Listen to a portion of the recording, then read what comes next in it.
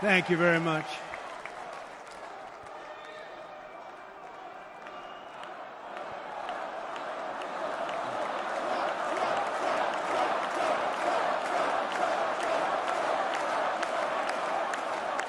Thank you very much.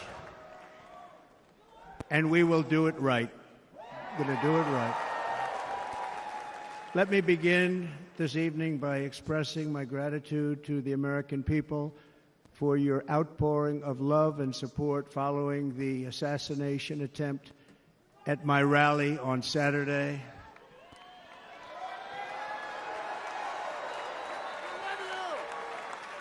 As you already know, the assassin's bullet came within a quarter of an inch of taking my life. So many people have asked me, what happened? Tell us what happened, please. And therefore, I will tell you exactly what happened, and you'll never hear it from me a second time because it's actually too painful to tell.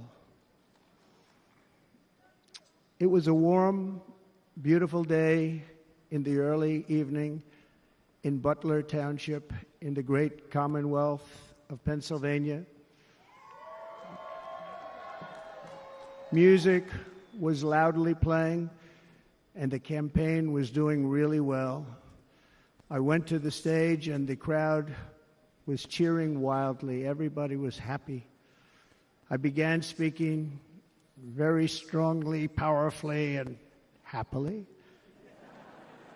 because I was discussing the great job my administration did on immigration at the southern border. We were very proud of it.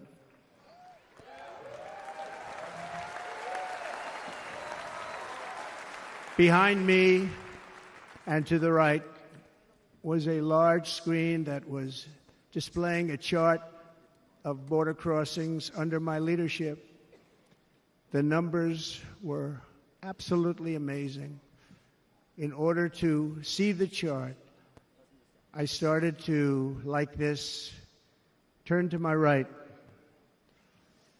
and was ready to begin a little bit further turn, which I'm very lucky I didn't do, when I heard a loud whizzing sound and felt something hit me really, really hard on my right ear.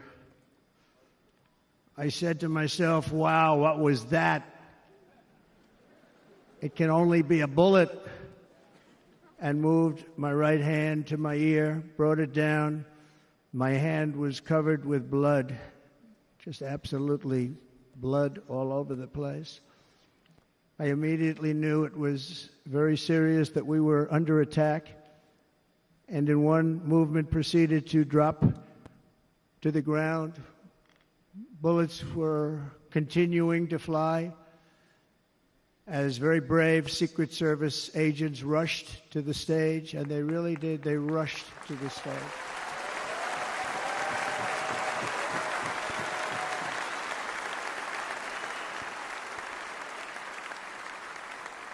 These are great people at great risk, I will tell you, and pounced on top of me so that I would be protected. There was blood pouring everywhere, and yet, in a certain way, I felt very safe because I had God on my side. I felt that.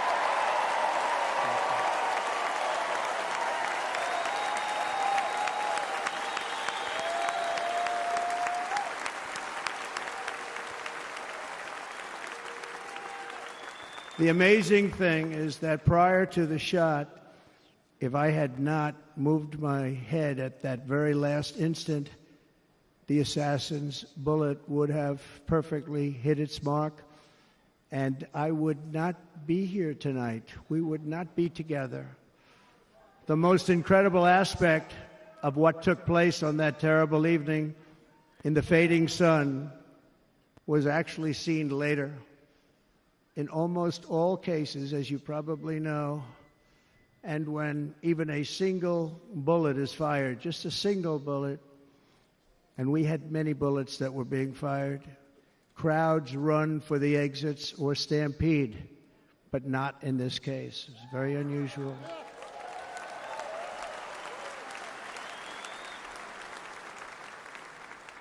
This massive crowd of tens of thousands of people stood by and didn't move an inch.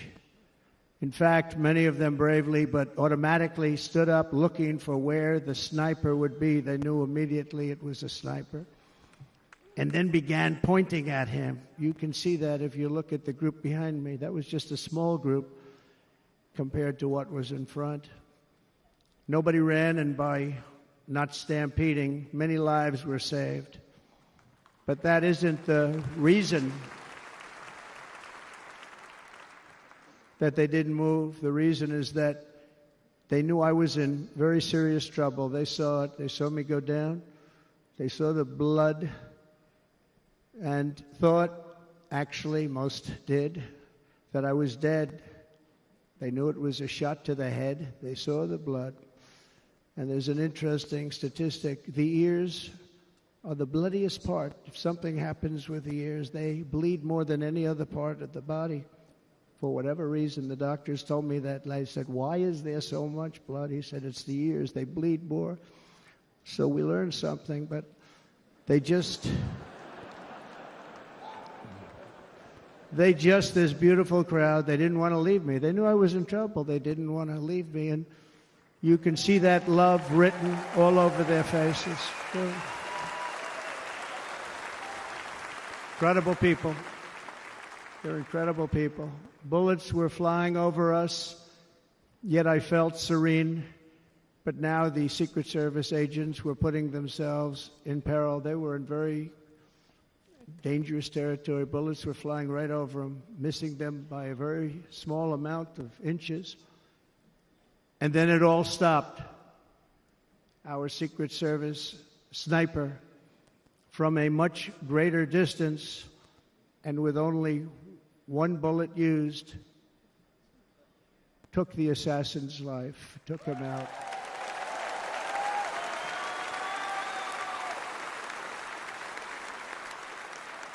I'm not supposed to be here tonight. Not supposed to be here.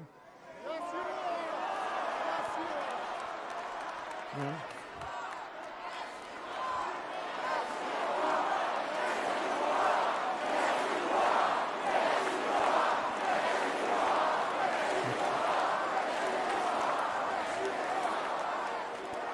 Thank you. But I'm not. And I'll tell you, I stand before you in this arena only by the grace of Almighty God.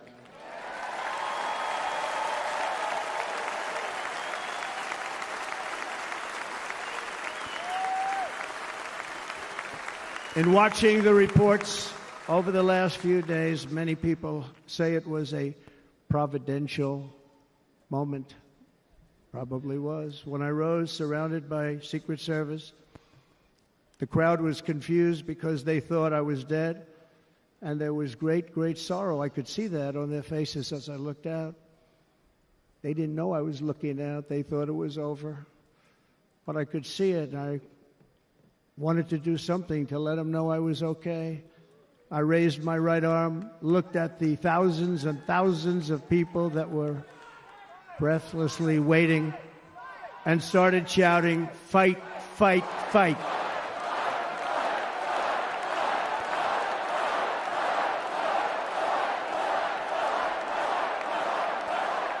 Thank you. Once my clenched fist went up, and it was high into the air. You've all seen that.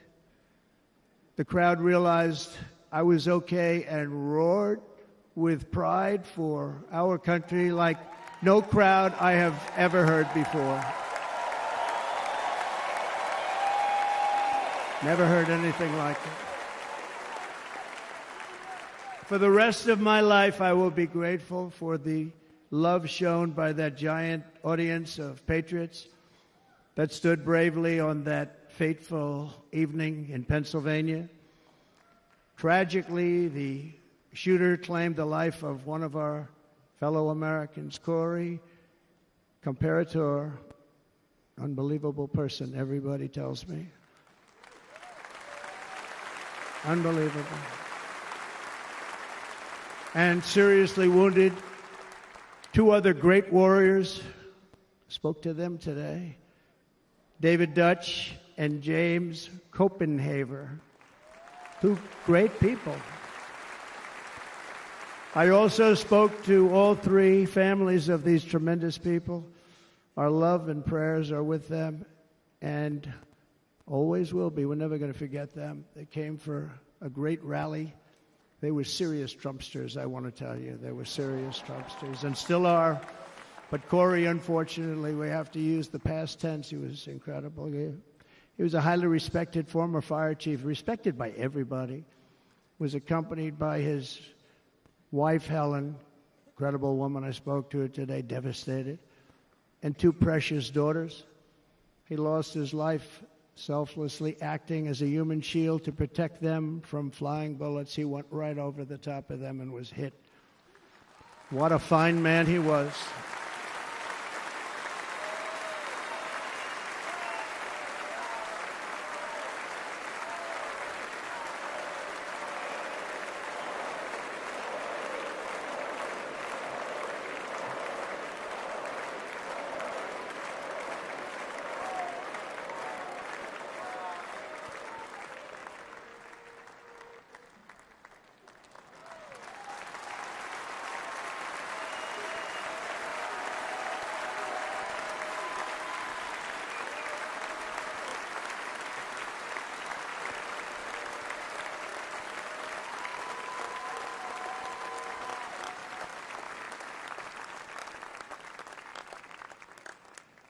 I want to thank the fire department and the family for sending his helmet, his outfit, and it was just something, and they're going to do something very special when they get it. But we did something which cannot match what happened, not even close.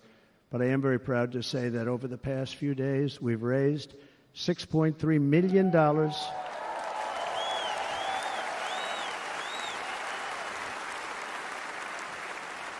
for the families of David, James, and Corey, including from a friend of mine just called up. He sent me a check right here. I just got it. $1 million from Dan Newland. Thank you, Dan. And again, when speaking to the family, I told them, I said, well, I'm going to be sending you a lot of money, but it can't compensate. They all said the same thing. You're right, sir. We appreciate so much what you're doing, but nothing can take the place in the case of Corey. And the other 2, by the way, they were very, very seriously injured, but now they're doing very well. They're going to be okay. They're going to be doing very well.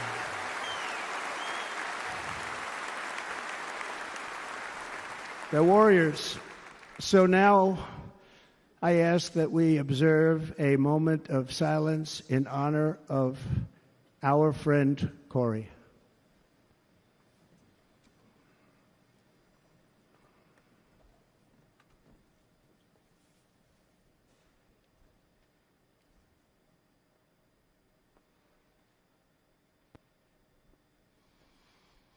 There is no greater love than to lay down one's life for others. This is the spirit that forged America in her darkest hours, and this is the love that will lead America back to the summit of human achievement and greatness. This is what we need. Despite such a heinous attack, we unite this evening more determined than ever. I am more determined than ever, and so are you. So is everybody in this room.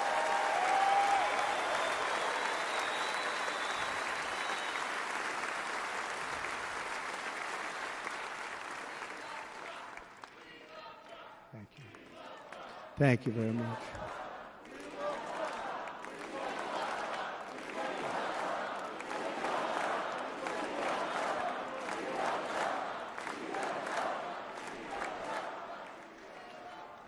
Our resolve is unbroken and our purpose is unchanged to deliver a government that serves the American people better than ever before. Nothing will stop me in this mission because our vision is righteous and our cause is pure. No matter what obstacle comes our way, we will not break, we will not bend, we will not back down, and I will never stop fighting for you, your family, and our magnificent country. Never.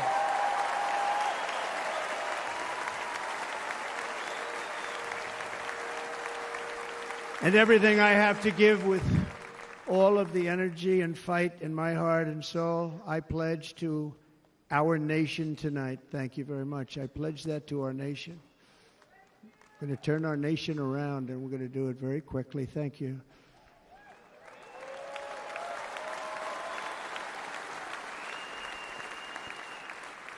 This election should be about the issues facing our country and how to make America successful, safe, free, and great again.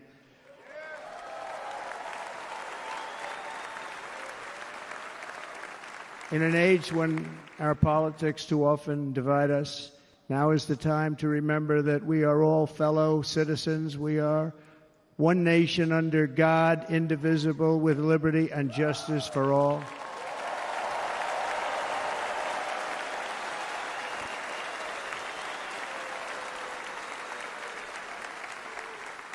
And we must not criminalize dissent or demonize political disagreement, which is what's been happening in our country lately at a level that nobody has ever seen before.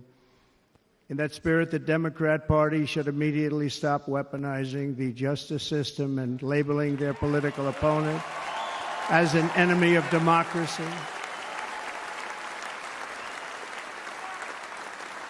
Especially since that is not true. In fact, I am the one saving democracy for the people of our country.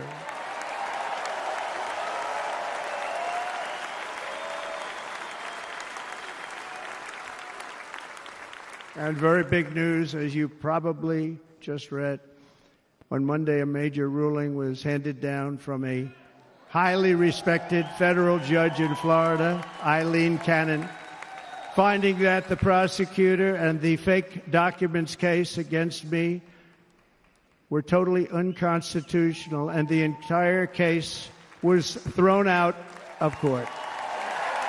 With all of that publicity, thrown out of court. If Democrats want to unify our country, they should drop these partisan witch hunts, which I have been going through for approximately 8 years. And they should do that without delay and allow an election to proceed that is worthy of our people. We're going to win it anyway, but worthy of our people. On this journey, I am deeply honored to be joined by my amazing wife, Melania.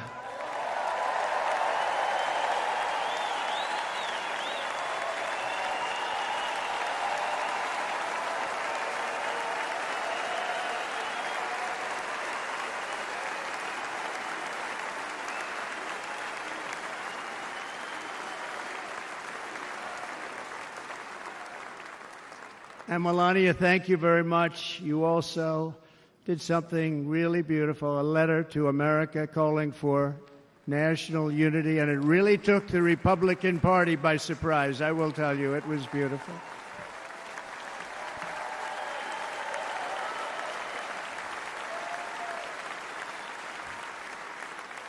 In fact, some very serious people said that we should take that letter and put it as part of the Republican platform. That would be an honor, wouldn't it? Right, Mr. Congressman? But it captivated so many, so I also want to thank my entire family for being here, Don, Kimberly, Ivanka and Jared, Eric and Lara, Tiffany and Michael, Barron. We love our Barron.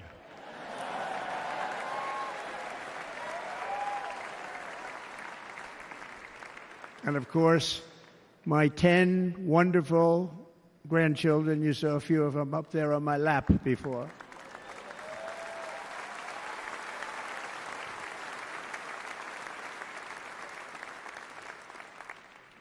And how good was Dana? Was Dana good? I mean, was he good?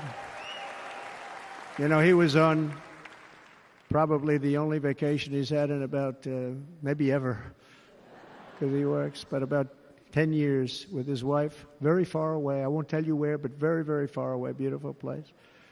And my people called, and he said, I won't be able to do it. This is many, many years. I promised my wife I can't do it. And they came in, they said, Dana won't be able to do it, because he was my first, second, and third choice. I said, well, that's too bad, but I understand he's away, and that's good. It's good for him. And that was it. About 30 minutes later, she came back in, sir, Dana just called. He's going to do it.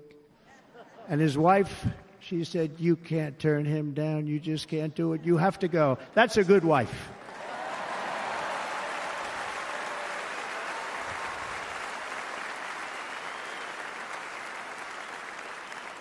So he got on a plane. He got here a little while ago. Now he's going to get on the plane in a little while, and he's going to go back home to his wife. But they're great, and I just want to thank her and him and their whole family, because that's not easy. And Kid Rock, same thing. Called, he said, I want to be a part of it. I want to be a part, because, Kid does his great song, Big, Big Monster song. I had no idea. He became a friend of mine over the last 10 years. And he's amazing. Everyone loves him. I didn't even know how big he was. He has rallies, 35, 40,000 people he gets every time he goes out. I think he's making so much money he doesn't know what the hell to do with it. You want to know?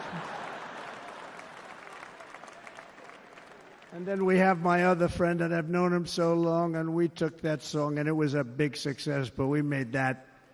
I saw a chart of great songs to America. That was number one on the chart recently, number one. So that's Lee Greenwood, a very special, beautiful person. He's a beautiful man. But they all wanted to be here, they called. And how about the Hulkster? How good was he? Is he up? Where is he? Boy, oh boy.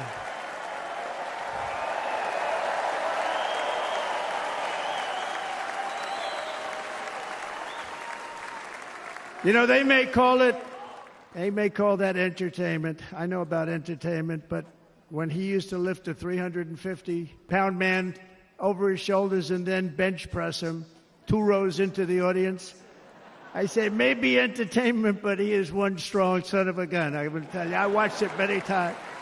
There aren't a lot of entertainers that can do that, right? You were fantastic. Thank you very much. Followed by Eric. What was that all about? Boy, that was good. I didn't want to really come up here. But he was so great, and he's such a good young man. He went through a lot of trouble, and Don last night was incredible. He went through so much trouble. They got subpoenaed more than any people probably in the history of the United States. Every week they get another subpoena from the Democrats, crazy Nancy Pelosi, the whole thing, just boom, boom, boom. They've got to stop that because they're destroying our country. We have to work on making America great again, not on beating people. And we won. We beat them in all. We beat them on the impeachments. We beat them on indictments. We beat them. But the time that you have to spend, if they would devote that genius to helping our country, we'd have a much stronger and better country.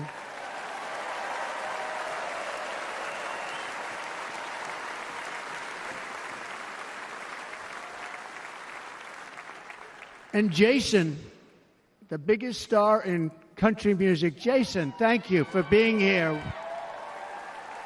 Jason, thank you very much. Jason Aldean, he's good. I like his wife even better, by the way. She's here. Thank you, Jason. But I'm thrilled to have a new friend and partner fighting by my side. The next Vice President of the United States, the current Senator from Ohio, J.D. Vance, and his incredible wife, Usha.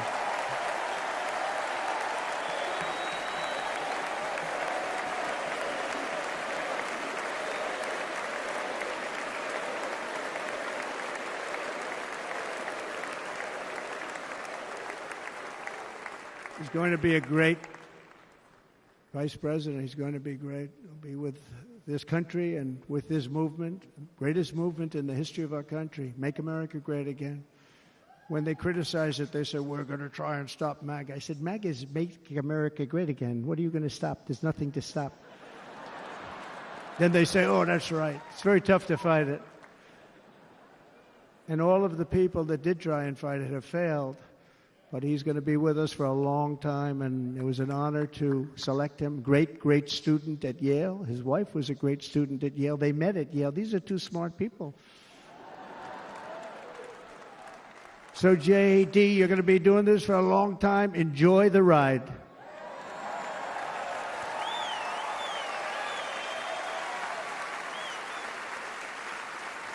And a very special thank you to the extraordinary people of Milwaukee and the great state of... Oh, there they are. There they are. You are so easy to spot.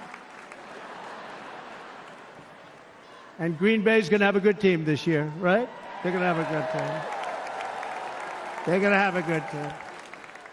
Most of the audience doesn't like it, but it's true. You're going to have a very good team this year.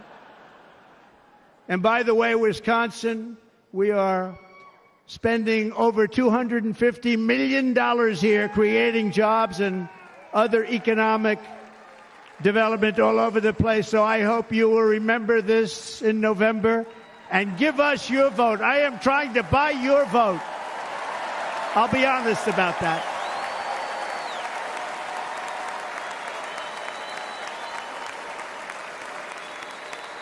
And I promise we will make Wisconsin great again. We're going to make it. Thank you, Mr. Governor. Thank you very much. Thank you. I'm here tonight to lay out a vision for the whole nation. To every citizen, whether you're a young or old man or woman, Democrat, Republican, or independent, black or white, Asian or Hispanic, I extend to you a hand of loyalty and of friendship. Together we will lead America to new heights of greatness like the world has never seen before. We were right there in the first term. We got hit with COVID. We did a great job. Nobody knew what it was, but nobody's ever seen an economy pre-COVID. And then we handed over a stock market that was substantially higher than just prior to COVID. Coming in, did a great job. Never got credit for that. We got credit for the war and defeating ISIS and so many things, the great economy, the biggest tax cuts ever, the biggest regulation cuts ever, the creation of Space Force, the rebuilding of our military. We did so much. We did so much. Right to try. Right to try is a big deal. We got right to try. They were trying to get that for 52 years. Somebody's terminally ill. And hopefully there's nobody in this audience, but it does happen a lot. They're terminally ill and they can't use our new space-age drugs and other things that we are way ahead. We have the greatest doctors in the world, the greatest laboratories in the world, and you can't do it. They've been trying to get that approved for 52 years. Wasn't that easy? The insurance companies didn't want to do it. They didn't want the risk. The labs didn't want to do it because if it didn't work, people are pretty far down the line toward death. They didn't want to do it. The doctors didn't want to have it on their records, so I got everybody into an office. 52 years they tried. Sounds simple, but it's not. And I got them to agree that somebody that needs it will, instead of going to Asia or Europe or someplace, or if you have no money going home and dying, just die. We got them to sign an agreement, agree to it, where they're not going to sue anybody. They're going to get all of this stuff. They're going to get it really fast. And what's happened is we're saving thousands and thousands of lives. It's incredible. Right to try. It's a great feeling. Under our leadership, the United States will be respected again. No nation will question our power. No enemy will doubt our might. Our borders will be totally secure. Our economy will soar. We will return law and order to our streets, patriotism to our schools, and importantly, we will restore peace, stability, and harmony all throughout the world. But to achieve this future, we must first rescue our nation from failed and even incompetent leadership. We have totally incompetent leadership. This will be the most important election in the history of our country. Under the current administration, we are indeed a nation in decline. We have an inflation crisis that is making life unaffordable, ravaging the incomes of working and low-income families, and crushing, just simply crushing our people like never before. They've never seen anything like it. We also have an illegal immigration crisis, and it's taking place right now as we sit here in this beautiful arena. It's a massive invasion at our southern border that has spread misery, crime, poverty, disease, and destruction to communities all across our land. Nobody's ever seen anything like it. Then there's an international crisis, the likes of which the world has seldom been part of. Nobody can believe what's happening. War is now raging in Europe and the Middle East. A growing specter of conflict hangs over Taiwan, Korea, the Philippines, and all of Asia. And our planet is teetering on the edge of World War III. And this will be a war like no other war because of weaponry. The weapons are no longer army tanks going back and forth shooting at each other. These weapons are obliteration. It's time for a change. This administration can't come close to solving the problems. We're dealing with very tough, very fierce people. They're fierce people. And we don't have fierce people. We have people that are a lot less than fierce, except when it comes to cheating on elections and a couple of other things. Then they're fierce. Then they're fierce.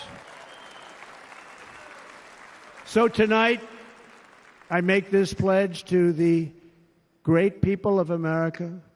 I will end the devastating inflation crisis immediately, bring down interest rates, and lower the cost of energy.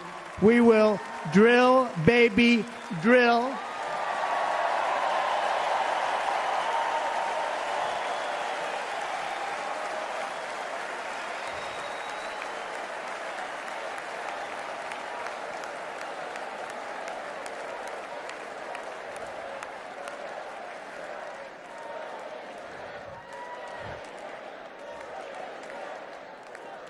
Can you believe what they're doing? But by doing that, we will lead a large-scale decline in prices. Prices will start to come down. Energy raised it. They took our energy policies and destroyed them. Then they immediately went back to them, but by that time, so much was lost. But we will do it at levels that nobody's ever seen before, and we'll end lots of different things. We'll start paying off debt and start lowering taxes even further. We gave you the largest tax cut. We'll do it more. You know, people don't realize I brought taxes way down, way down, and yet we took in more revenues the following year than we did when the tax rate was much higher. Most people said, how did you do that? Because it was incentive. Everybody was coming to the country. They were bringing back billions and billions of dollars into our country. The companies made it impossible to bring it back. The tax rate was too high, and the legal complications were far too great. I changed both of them, and hundreds of billions of dollars by Apple and so many other companies were brought back into our nation, and we had an economy the likes of which no nation had ever seen. China, we were beating them at levels that were incredible. And they know it. They know it. We'll do it again, but we'll do it even better. I will end the illegal immigration crisis by closing our border and finishing the wall, most of which I've already built.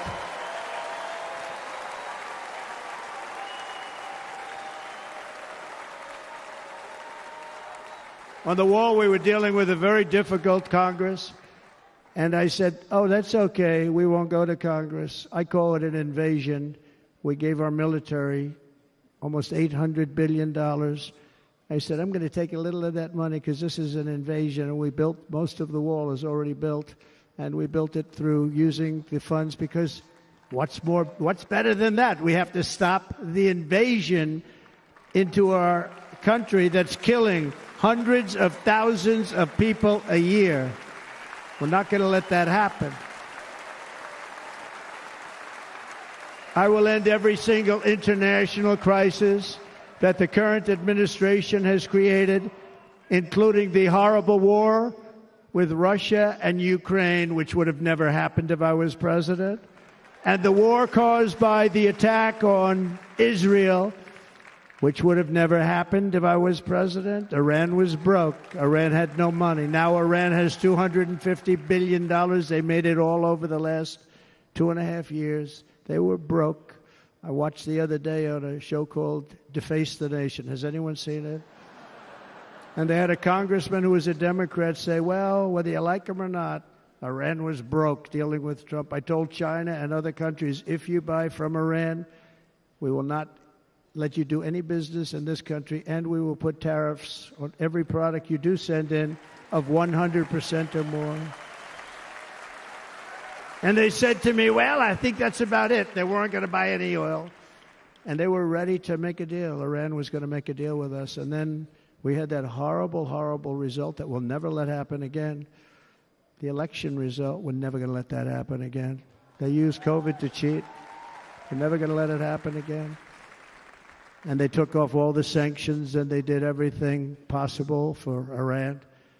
And now Iran is very close to having a nuclear weapon, which would have never happened. This is a shame what this administration, the damage that this administration has done. And I say it often, if you took the 10 worst presidents in the history of the United States, think of it, the 10 worst, added them up, they will not have done the damage that Biden has done. I'm only going to use the term once. Biden. I'm not going to use the name anymore, just one time. The damage that he's done to this country is unthinkable. It's unthinkable. Together we will restore vision, strength, competence, and we're going to have a thing called common sense making most of our decisions, actually. It's all common sense. Just a few short years ago, under my presidency, we had the most secure border and best economy in the history of our country, in the history of the world. We had the greatest economy in the history of the world. We had never done anything like it. We were beating every country, including China, by leaps and bounds. Nobody had seen anything like it. We had no inflation. Soaring incomes were going. Nobody can believe it. You can't believe what happened 4 years ago is happening now in reverse.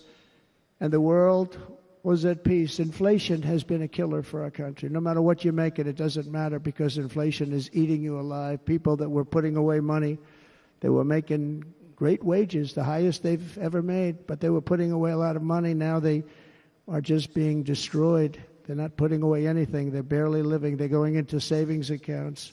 They're taking out their money to live because of inflation. Inflation, remember, it's called a country buster. You can go back to Germany from 100 years ago. You can go back to any country that suffered great inflation. And we've suffered the worst inflation we've ever had.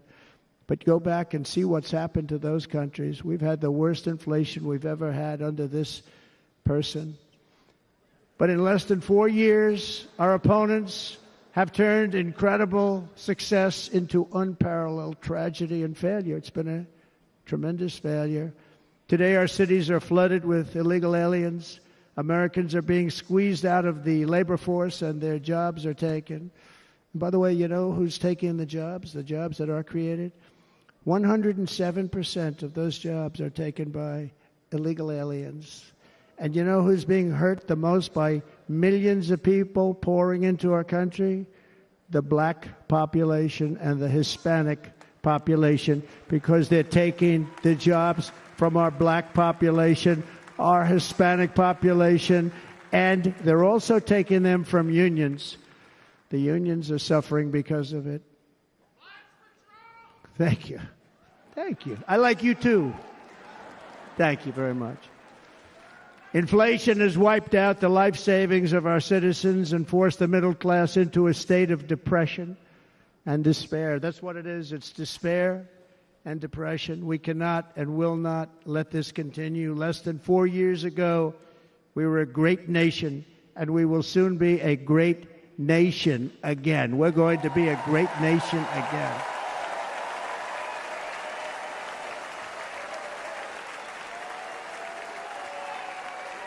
Thank you. With proper leadership, every disaster we are now enduring will be fixed, and it will be fixed very, very quickly.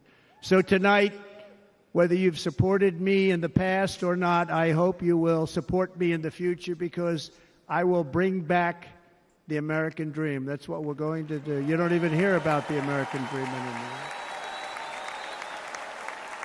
With great humility, I am asking you to be excited about the future of our country. Be excited. Be excited.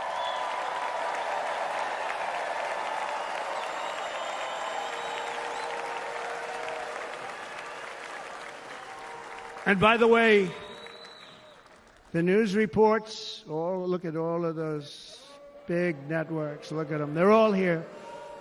But every one of them has said this could be the most organized, best run, and most enthusiastic convention of either party that they've ever seen. Every single one.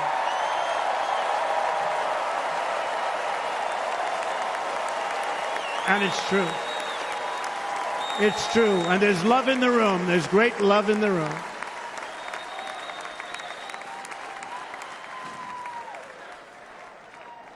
So I better finish strong. Otherwise, we'll blow it. And we can't let that happen. Now, this was great. All of the great people that spoke, and everybody hit a home run. I mean, there's not one that I can think of where I said, oh, gee, that wasn't great. Every single person. I refuse to be the only one. Don't do that to me.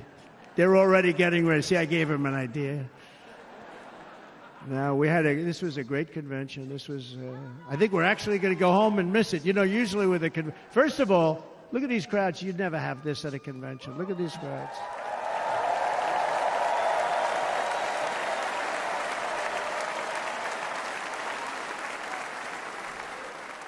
Love. It's about love. This week, the entire Republican Party has formally adopted an agenda for America's renewal, and you saw that agenda. And it's very short compared to the long, boring, meaningless agendas of the past, including the Democrats. They write these things that are hundreds of pages long, and they never read them after they're done. In their case, fortunately, they don't read them because they're pretty bad. It's a series of bold promises that we will swiftly implement when you give us a Republican House. And Mr. Speaker, thank you very much. We have our great Speaker of the House with us tonight. Mr. Speaker, thank you very much. Thank you. A Republican Senate, we have many senators here. And send me back to our beautiful White House just a few short months from now. We're talking about just months. It can't come fast enough. We have to get it done. First, we must get economic relief to our citizens. Starting on day one, we will drive down prices and make America affordable again. We have to make it affordable. It's not affordable. People can't live like this. Under this administration, our current administration, groceries are up 57%, gasoline is up 60% and 70%, mortgage rates have quadrupled. And the fact is, it doesn't matter what they are because you can't get the money anyway. You can't buy houses. Young people can't get any financing to buy a house. The total household costs have increased an average of $28,000 per family under this administration. Republicans have a plan to bring down prices and bring them down very, very rapidly. By slashing energy costs, we will in turn reduce the cost of transportation, manufacturing, and all household goods. So much starts with energy. And remember, we have more liquid gold under our feet than any other country by far. We are a nation that has the opportunity to make an absolute fortune with its energy. We have it, and China doesn't. Under the Trump administration, just 3.5 years ago, we were energy independent. But soon, we will actually be better than that. We will be energy dominant and supply not only ourselves, but we will supply the rest of the world with numbers that nobody has ever seen, and we will reduce our debt $36 trillion. We will start reducing that, and we will also reduce your taxes still further. Next, and by the way, they want to raise your taxes 4 times. Think of it. And all my life, I grew up watching politicians. I always loved politics. I guess I was on the other side. I'd watch and they were always talking about, we will give you a tax cut. We will give you a tax cut. My whole life, I was watching, I will give you a tax cut. Right, Mr. Congressman? That's all they talked about. This is the only administration that said, we're going to raise your taxes by 4 times what you're paying now, and people are supposed to vote for them? I've never heard it. You're paying too much. We're going to reduce your taxes still further. We gave you the biggest one, as I said. We're going to give you more, and it's going to lead to tremendous growth. We want growth in our country. That's what's going to pay off our debt.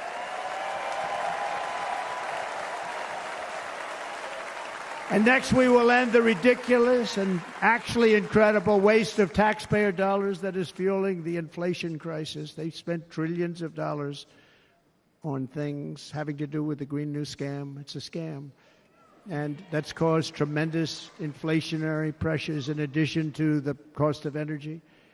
And all of the trillions of dollars that are sitting there not yet spent, we will redirect that money for important projects like roads, bridges, dams, and we will not allow it to be spent on meaningless Green New Scam ideas.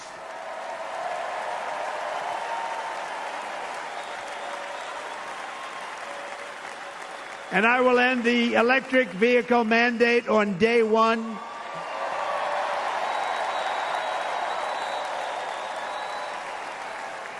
Thereby saving the U.S. auto industry from complete obliteration, which is happening right now, and saving U.S. customers thousands and thousands of dollars per car. And right now, as we speak, large factories just started are being built across the border in Mexico. So with all the other things happening on our border, and they're being built by China to make cars and to sell them into our country. No tax, no anything. The United Auto Workers ought to be ashamed for allowing this to happen. And the leader of the United Auto Workers should be fired immediately. And every single auto worker, union and non-union, should be voting for Donald Trump, because we're going to bring back car manufacturing, and we're going to bring it back fast.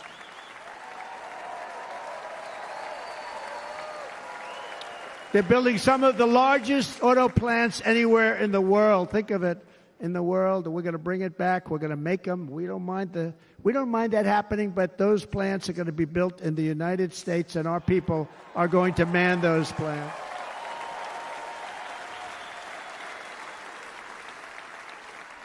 And if they don't agree with us, we'll put a tariff of approximately 100 to 200% on each car, and they will be unsellable in the United States. We have long been taken advantage of by other countries.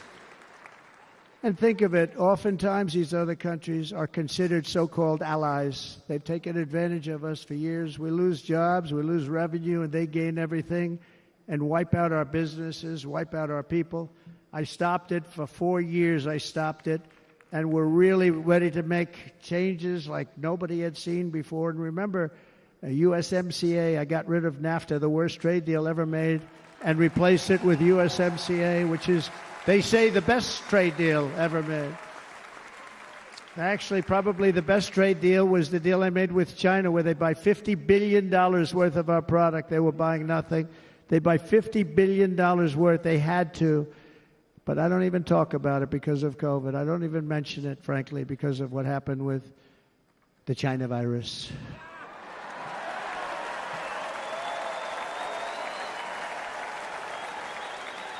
We will not let countries come in, take our jobs, and plunder our nation. They come and do that. They plunder our nation. The way they will sell their product in America is to build it in America. Very simple. Build it in America and only in America.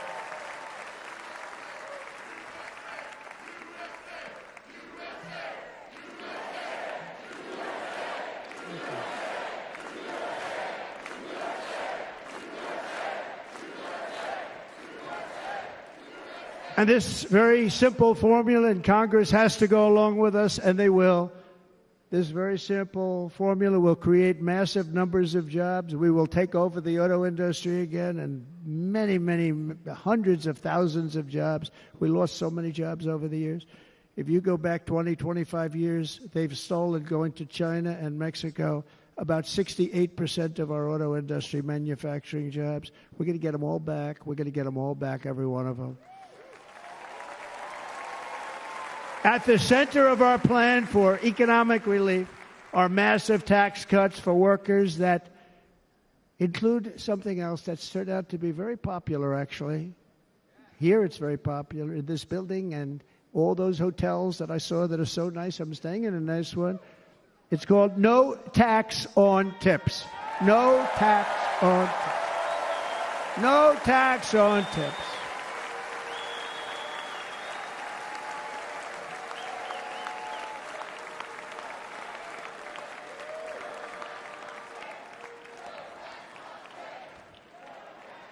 I got that by having dinner recently in Nevada, where we're leading by about 14 points.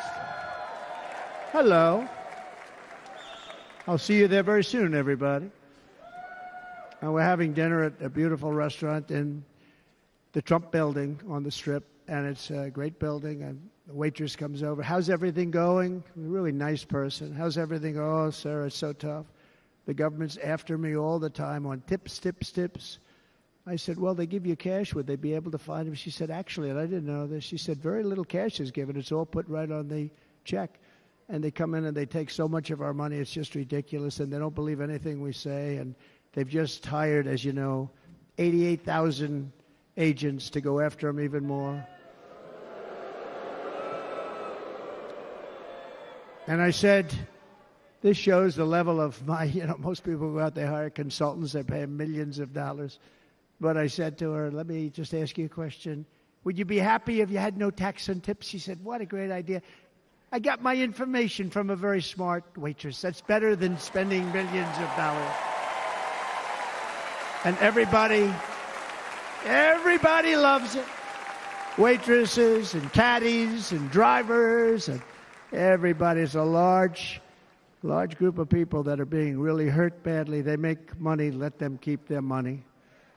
I'm going to protect Social Security and Medicare. Democrats are going to destroy Social Security and Medicare because all of these people, by the millions they're coming in, they're going to be on Social Security and Medicare and other things, and you're not able to afford it. They are destroying your Social Security and your Medicare. Under my plan, incomes will skyrocket, inflation will vanish completely, jobs will come roaring back, and the middle class will prosper like never, ever before, and we're going to do it very rapidly.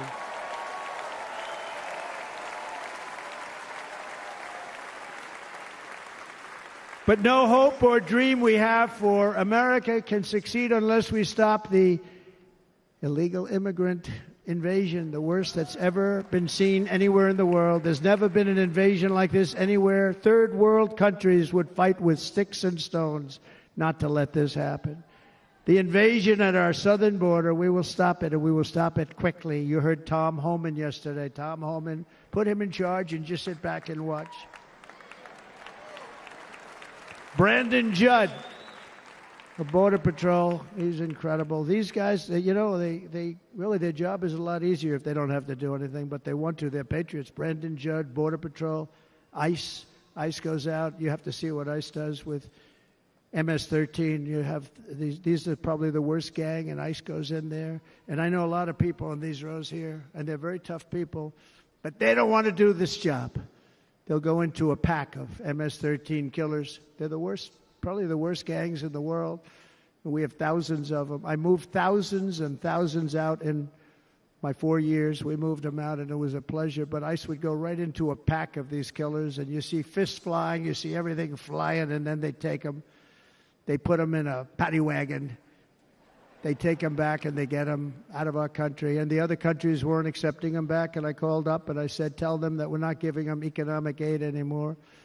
And the next day, I got calls from all of these countries that were terminated. Billions of dollars we spend on economic aid to countries that does us, frankly, no good. And the next day I was called by everybody. I couldn't take all the calls. Sir, what's the problem? I said, you won't take your killers back that you sent in caravans into America. You won't take them back. Well, sir, if you'd like us to, we would give very serious consideration to doing that. And within 24 hours, they were being taken back. For years and years, when I first came in, they said President Obama tried to get him to go back, and they wouldn't accept him. They'd put planes on the runway so you couldn't leave the plane. They'd close the road so you couldn't take the buses. They'd all have to turn back.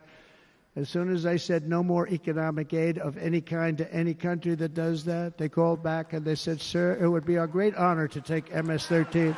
We love them very much. We love them very much, sir. We'll take them back. At the heart of the Republican platform is our pledge to end this border nightmare and fully restore the sacred and sovereign borders of the United States of America, and we're going to do that on day one.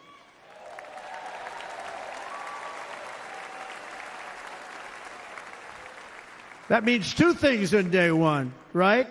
Drill, baby, drill, and close our borders.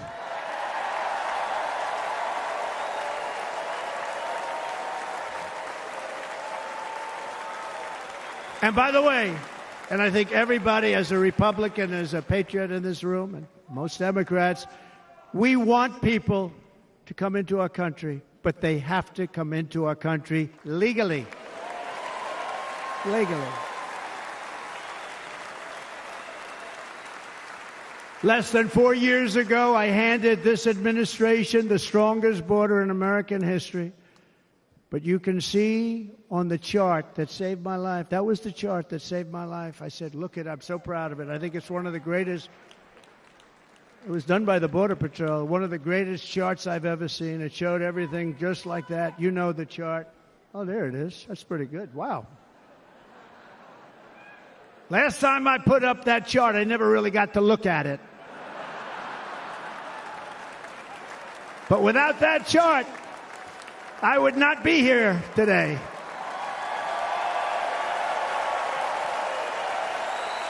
Never got to look at it.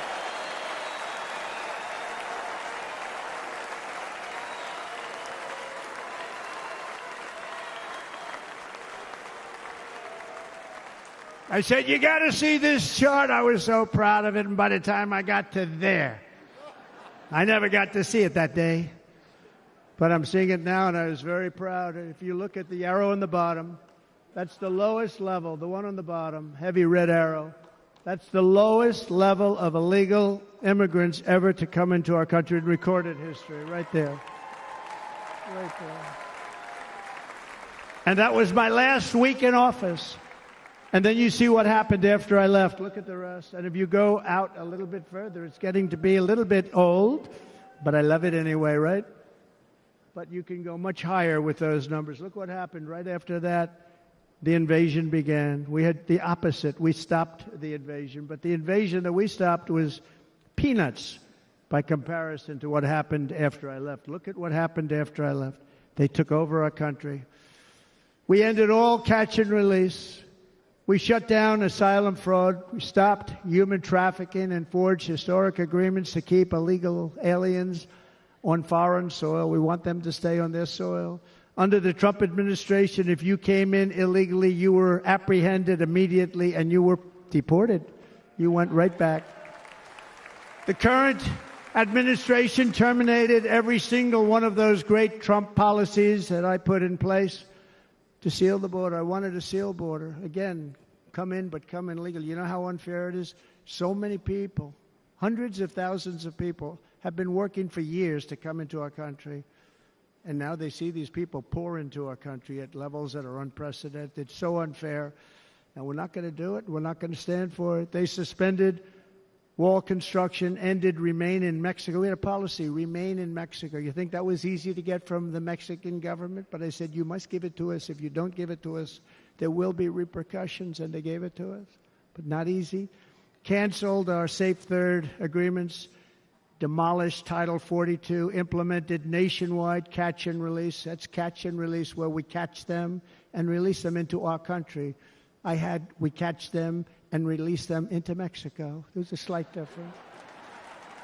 And took 93, this is the previous administration, 93 executive actions to throw open our border to the world. The entire world is pouring into our country because of this very foolish administration. The greatest invasion in history is taking place right here in our country. They are coming in from every corner of the earth, not just from South America, but from Africa, Asia, the Middle East. They're coming from everywhere. They're coming at levels that we've never seen before. It is an invasion indeed, and this administration does absolutely nothing to stop them. They're coming from prisons. They're coming from jails. They're coming from mental institutions and insane asylums. The press is always on me because I say this. Has anyone seen Silence of the Lambs? The late, great Hannibal Lecter. He'd love to have you for dinner. That's insane asylums. They're emptying out their insane asylums. And terrorists are coming in at numbers that we've never seen before. Bad things are going to happen. Meanwhile, our crime rate is going up, while crime statistics all over the world are going down, because they're taking their criminals and they're putting them into our country. A certain country, and I happen to like the president of that country very much, but he's been getting great publicity because he's a wonderful shepherd of the country. He says how well the country's doing because their crime rate is down. And he said he's training all of these rough people. They're rough. He's training them. And I've been reading about this for 2 years. I think, oh, that's wonderful. Let's take a look at it. But then I realized he's not training them. He's sending all of his criminals, his drug dealers, his people that are in jails, he's sending them all to the United States. And he's different in that he doesn't say that. He's trying to convince everybody what a wonderful job he does in running the country. Well, he doesn't do a wonderful job. And by the way, if I ran one of the countries, many countries from all over, I would be worse than any of them. I would have had the place totally emptied out already.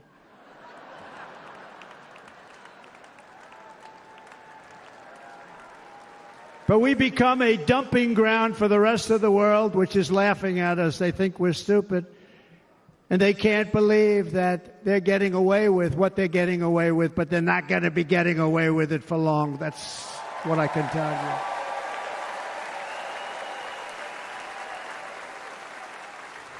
you. In Venezuela, Caracas, high crime. Caracas, Venezuela. Really a dangerous place, but not anymore.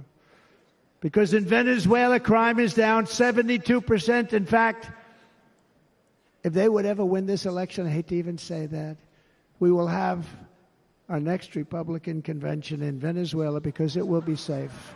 Our cities will be so unsafe, we will not be able to have it there. In El Salvador, murders are down by 70%. Why are they down? Now, he would have you convinced that because he's trained murderers to be wonderful people. No. They're down because they're sending their murderers to the United States of America. This is going to be very bad. And bad things are going to happen, and you're seeing it happen all the time. That's why, to keep our families safe, the Republican platform promises to launch the largest deportation operation in the history of our country. Even larger than that of President Dwight D. Eisenhower from many years ago. You know, he was a moderate, but he believed very strongly in borders. He had the largest deportation operation we've ever had. Just recently, I spoke to the grieving mother of Jocelyn Nungary, a wonderful woman, a precious 12-year-old girl from Houston who last month was tied up, assaulted, and strangled to death after walking to the convenience store just a block away from her house. Her body was dumped near the side of the road in a shallow creek, found by some onlookers who couldn't believe what they had witnessed. charged with Jocelyn's heinous murder are two illegal aliens from Venezuela who came across our border, were in custody, and were then released into the country by this horrible, horrible administration that we have right now. I also met recently with the heartbroken mother and sister of Rachel Morin. Rachel was a 37-year-old mom of 5 beautiful children who was brutally raped and murdered while out on a run. She wanted to keep herself in good shape. It was very important to her. She was murdered. The monster responsible first killed another woman in El Salvador before he was led into America by the White House. This White House let them in. He then attacked a 9-year-old girl and her mother in a home invasion in Los Angeles before murdering Rachel in Maryland. Traveled all throughout the country, doing tremendous damage. Rachel's mother will never be the same. I spent time with her. She will never be the same. I've also met with the wonderful family of Laken Riley, the brilliant 22-year-old nursing student. She was so proud of being first in her class, who was out for a jog on the campus of the University of Georgia when she was assaulted, beaten, and horrifically killed. Yet another American life was stolen by a criminal alien set free by this administration. And these were incredible people we're talking about. These were incredible people who died. Tonight, America, this is my vow. I will not let these killers and criminals into our country.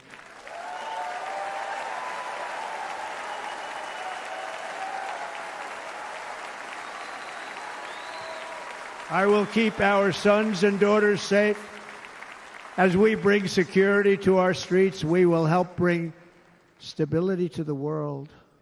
I was the first president in modern times to start no new wars. You know, we were the toughest. We were the most respected. And you saw this. Hungry, strong country, run by a very powerful, tough leader. He's a tough guy. Press doesn't like him because he's tough. And he came out recently. They were asking him at an interview, the whole world is exploding. What's happening? What's going on? Viktor Orban, Prime Minister of Hungary, very tough man. He said, I don't want people coming into my country and blowing up our shopping centers and killing people. But they said to him, tell us what's going wrong, what's happening, what is it? He said, there's only one way you're going to solve it. You got to bring President Trump back to the United States because he kept everybody at bay. He used a word I wouldn't use because I can't use that word, because you'd say it was braggadocious. The press would say he was a braggart. I'm not a braggart. But Viktor Orban said it. He said Russia was afraid of him. China was afraid of him. Everybody was afraid of him. Nothing was going to happen. The whole world was at peace. And now the world is blowing up around us. All of these things that you read about were not going to happen. Under President Bush, Russia invaded Georgia. Under President Obama, Russia took Crimea. Under the current administration, Russia is after all of Ukraine. Under President Trump, Russia took nothing.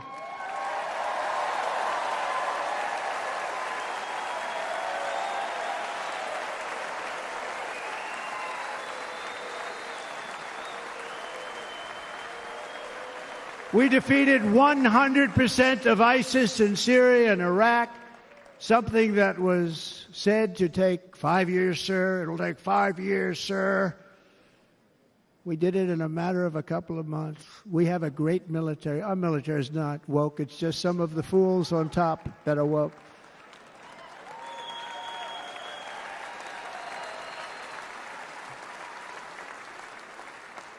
I got along very well. North Korea, Kim Jong-un, I got along very well with him. The press hated when I said that. How could you get along with him? Well, you know, it's nice to get along with somebody who has a lot of nuclear weapons or otherwise, isn't it? See, in the old days, they'd say, that's a wonderful thing. Now they say, how could you possibly do that? But no, I got along with them, and we stopped the missile launches from North Korea. Now North Korea is acting up again, but When we get back, I get along with him. He'd like to see me back, too. I think he misses me, if you want to know the truth. Our opponents inherited a world at peace and turned it into a planet of war. We're in a planet of war. Look at that attack on Israel. Look at what's happening with Ukraine. The cities are just bombed out. How can people live like that where buildings, massive buildings, are falling to the ground? It began to unravel with the disastrous withdrawal from Afghanistan, the worst humiliation in the history of our country. We have never had a humiliation like that. 13 heroic U.S. service members were tragically and needlessly killed. 45 others were horrifically wounded. Nobody ever talks about them. No arms, no legs, face explosions, horrifically wounded. And by the way, we have a man in this room who's running for the U.S. Senate from a great state, Nevada, named Sam Brown, who paid the ultimate price. Thank you, Sam. Thank you, Sam. Thank you. He paid the biggest price probably ever paid by anybody that is running for office, and I think he's going to do great. He's running against a person that is not good, not respected, a total lightweight. But Sam, I think, paid, really, we were talking about it with some of the senators that are working so hard for Sam, but he paid the biggest price of any senator ever to run for the Senate. I don't think anybody's ever what he did. He was a real hero, a really great person. And he's running, and I hope that everybody gets out and votes for Sam Brown.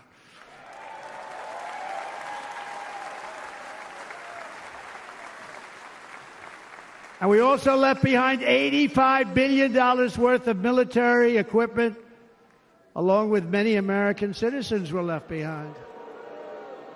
Many, many American citizens, emboldened by that disaster. Russia invaded Ukraine. They saw this group of people that were incompetent. We took the soldiers out first. No, we're going to take the soldiers out second. If they would have followed my plan, we had a great plan. But the plan only kicked in if they did everything perfectly. And they weren't doing things perfectly, so we said it doesn't kick in. 18 months in Afghanistan, we didn't have one, so they were killing them left and right, snipers. And I spoke to the head of the Taliban. You've heard this story. Abdul, still there, still the head of the Taliban. The press got on me. Why would you speak to him? I said, because that's where the killing is. I don't have to speak to somebody that has nothing to do with it. And I told him, don't ever do that. Don't ever do that again. Don't ever do that again. You've got to stop. Because during the Obama administration, many great people and soldiers, but a lot of soldiers were being killed from long distance. I said, if you keep doing that, you're going to be hit harder than anybody's ever been hit by a country before.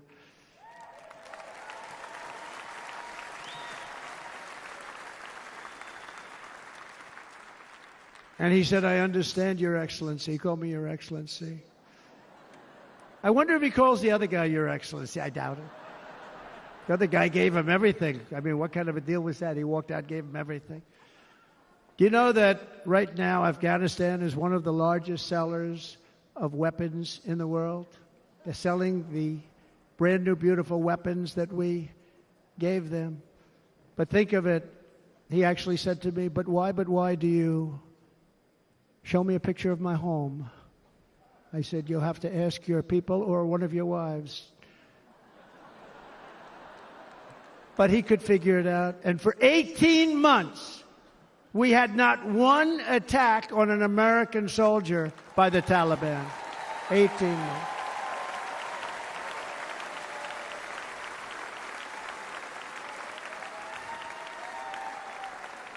And then we had that horrible day where soldiers were killed. I was not there because of a ridiculous election. But we had that horrible attack. And they also gave up Bagram, one of the biggest bases anywhere in the world, air bases anywhere in the world, the longest runways, most powerful, hardened, thickened runways. We gave it up. And I liked it, not because of Afghanistan. I liked it because of China. It's 1 hour away from where China makes their nuclear weapons. And you know who has it now? China has it now. We were keeping that.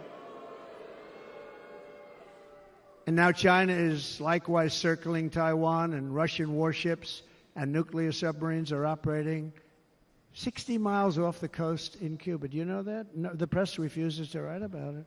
If that were me running this country and we had nuclear submarines in Cuba, I will tell you that headlines every day would be, what's wrong with our president? You don't even hear this. You're not hearing about this.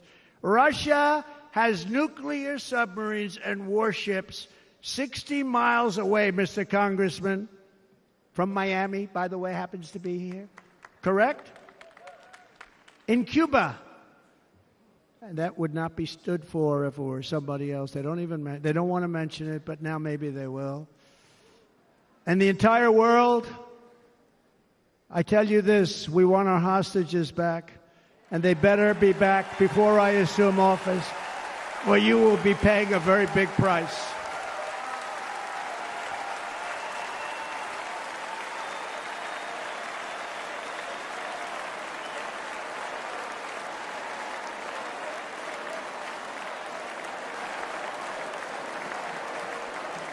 With our victory in November, the years of war, weakness, and chaos will be over. I don't have wars. I had no wars other than ISIS, which I defeated, but that was a war that was started. We had no wars. I could stop wars with a telephone call.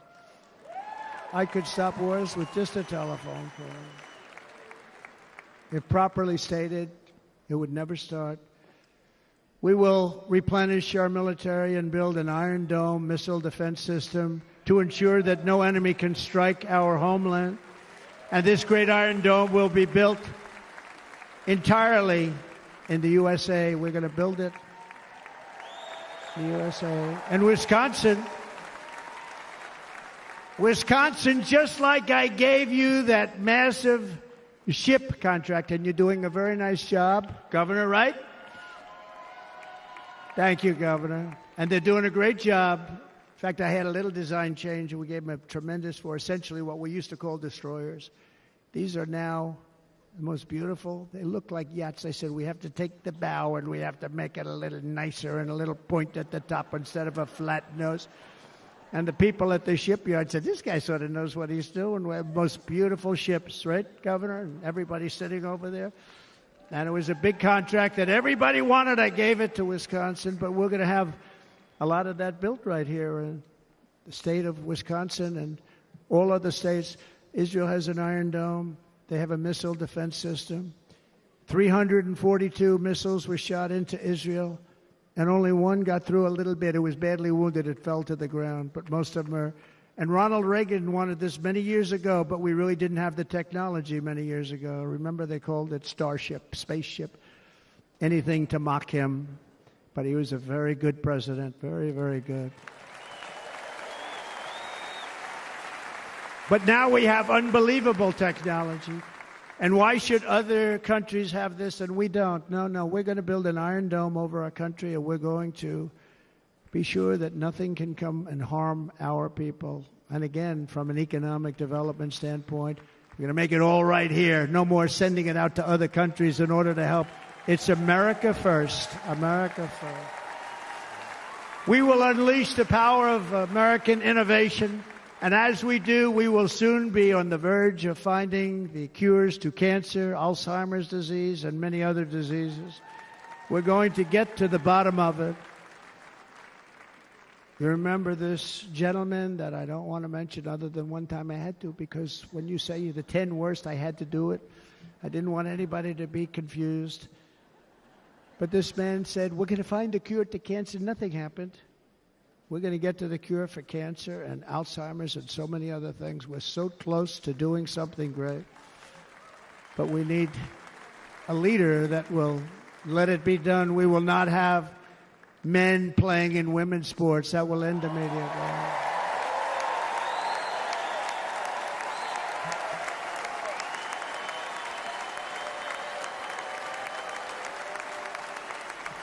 And we will restore and renovate our nation's once great cities, making them safe, clean, and beautiful again. And that includes our nation's capital, which is a horrible killing field. So many things. They leave from Wisconsin. They go to look at the Washington Monument. They end up getting stabbed, killed, or shot. We will be very soon very proud of our capital, again, Washington, D.C.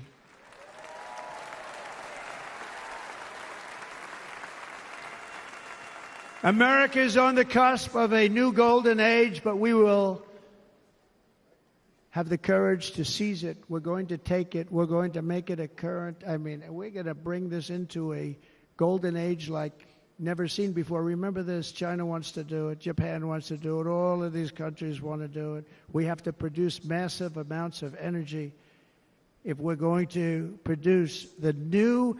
If you look at some of the things that have been done and some of the things that we're going to do, but AI needs literally twice the electricity that's available now in our country. Can you imagine?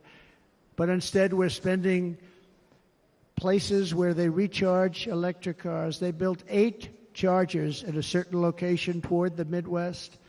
8 chargers for $9 billion. Think of them as a tank for filling up your gas. Think of it. They spent $9 billion on 8 chargers, 3 of which didn't work. And if you were going to do this all over our country, this crazy electric mandate, if you're going to do this all, and by the way, I'm all for electric. They have their application. But if somebody wants to buy a gas-powered car, gasoline-powered car, or a hybrid, they're going to be able to do it. And we're going to make that change on day one.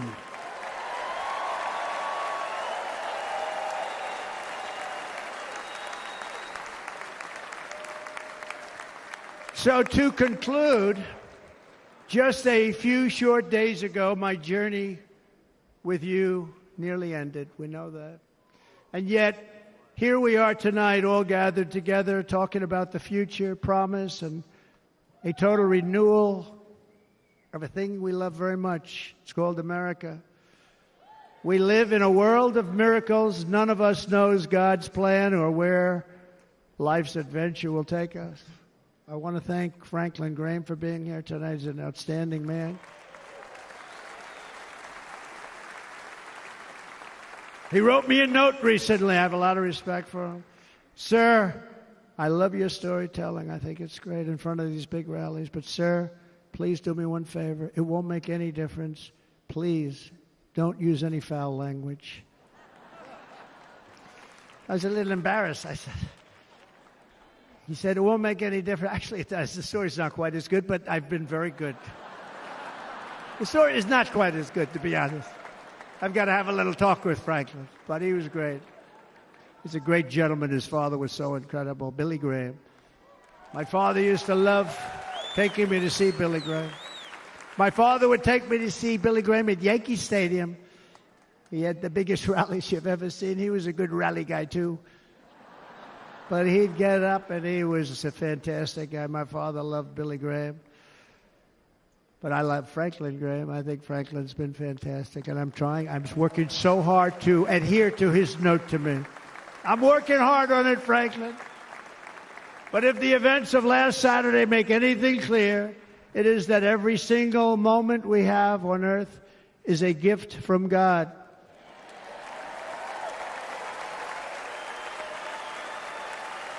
We have to make the most of every day for the people and for the country that we love. The attacker in Pennsylvania wanted to stop our movement, but the truth is the movement has never been about me. It has always been about you. It's your movement. It's the biggest movement in the history of our country by far. Can't be stopped. It can't be stopped. It has always been about the hardworking, patriotic citizens of America. For too long, our nation has settled for too little. We settled for too little. We've given everything to other nations, to other people. You have been told to lower your expectations and to accept less for your families. I am here tonight with the opposite message. Your expectations are not big enough. They're not big enough. It is time to start expecting and demanding the best leadership in the world, leadership that is bold, dynamic, relentless, and fearless. We can do that. We are Americans. Ambition is our heritage. Greatness is our birthright. But as long as our energies are spent fighting each other, our destiny will remain out of reach, and that's not acceptable. We must instead take that energy and use it to realize our country's true potential and write our own thrilling chapter of the American story. We can do it together. We will unite. We are going to come together, and success will bring us together.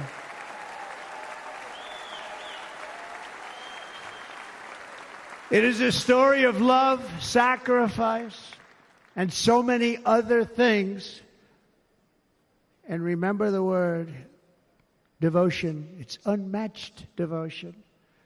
Our American ancestors crossed the Delaware, survived the icy winter at Valley Forge, and defeated a mighty empire to establish our cherished republic. They fought so hard, they lost so many. They pushed thousands and thousands of miles across a dangerous frontier, taming the wilderness to build a life and a magnificent home for their family. They packed their families into covered wagons, trekked across hazardous trails, scaled towering mountains, and braved rivers and rapids to stake their claim on the wide open, new, and very beautiful frontier. When our way of life was threatened, American patriots marched onto the battlefield, raced into enemy strongholds, and stared down death and stared down those enemies to keep alive the flame of freedom. At Yorktown, Gettysburg, and Midway, they joined the roll call of immortal heroes. So many heroes, so many great, great people, and we have to cherish those people. We can't forget those people. We have to cherish those people.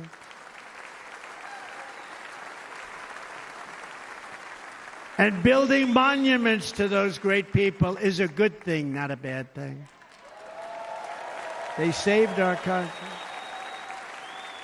No challenge was too much. No hardship was too great. No enemy was too fierce.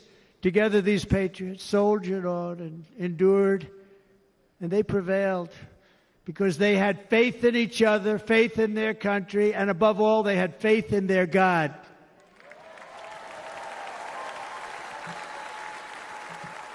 Just like our ancestors, we must now come together, rise above past differences. Any disagreements have to be put aside and go forward, united as one people, one nation, pledging allegiance to one great, beautiful, I think it's so beautiful, American flag. Tonight I ask for your partnership, for your support, and I am humbly asking for your vote. I want your vote. It's going to make our country great again. Every day I will strive to honor the trust you have placed in me, and I will never, ever let you down. I promise that. I will never let you down. To all of the forgotten men and women who have been neglected, abandoned, and left behind, you will be forgotten no longer. We will press forward, and together we will win, win, win.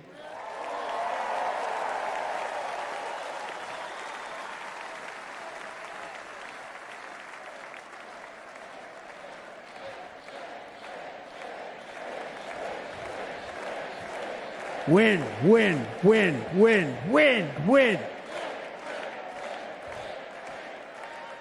Nothing will sway us, nothing will slow us, and no one will ever stop us.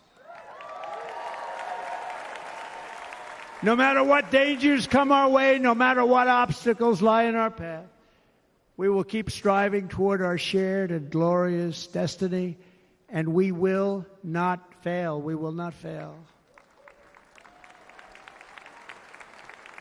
Together we will save this country. We will restore the republic, and we will usher in the rich and wonderful tomorrows that our people so truly deserve. America's future will be bigger, better, bolder, brighter, happier, stronger, freer, greater, and more united than ever before.